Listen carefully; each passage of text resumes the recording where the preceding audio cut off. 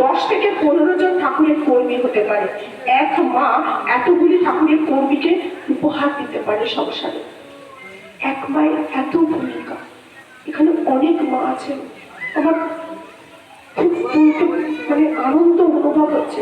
এত সুন্দর অনুষ্ঠান, এত সুন্দর আয়োজন, এত বড় আয়োজন, প্রতিটা আচরণের মধ্যে থাকুন, প্রত্যেকটা আচরণের মধ্যে আমি আমার অর্থস্থানের সঙ্গে, অর্থস্থান মানে যারা লোয়ার লেভেলে চাকরি করে তাদের সঙ্গে যতটা রেসপেক্ট দেবো, আমার ঊর্ধ্বস্থলে যারা চাকরি করে তাদের ক্ষেত্রে আমি ততটা রেসপেক্ট দেবো।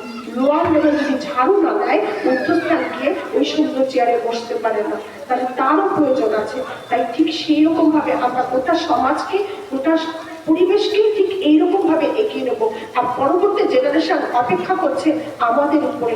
আমি যতটা সুন্দর হব, যতটা আমি পারফেক্ট হব, যতটা আমি ঠাকুরকে মেনে চলবো, ঠিক ততটাই আমার পরবর্তী জেনারেশন ওই আচার্য পরম্পরা, ভক্ত পরম্পরা, ভক্ত পরম্পরায় আমরা এগিয়ে যাব। তাই এইরকম ভাবে আমরা আমাদের জীবনটাকে এগিয়ে যাবো। মানে সমস্ত মা দেবী দুর্গার এক এক রূপ, সমস্ত মায়েদেরকে আমি প্রণাম জানাই, সমস্ত ভক্তজনদের প্রণাম জানাই।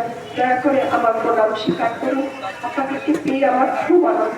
সবার জয় হোক, সবার সঞ্চালিত মাকে আমার হৃদয় থেকে কেমন লাগলো তোমাদের?